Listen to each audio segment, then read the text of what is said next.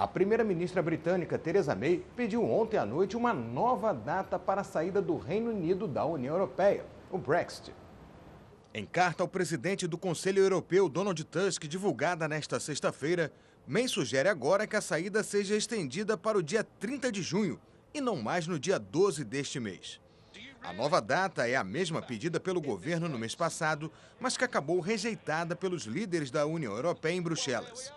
Especialistas acreditam que a sugestão de May dificilmente terá apoio dos outros 27 membros da UE. Já Tusk trabalha com a possibilidade de prorrogar o Brexit por um ano, assim que o acordo de retirada for aceito e ratificado pela Câmara dos Comuns.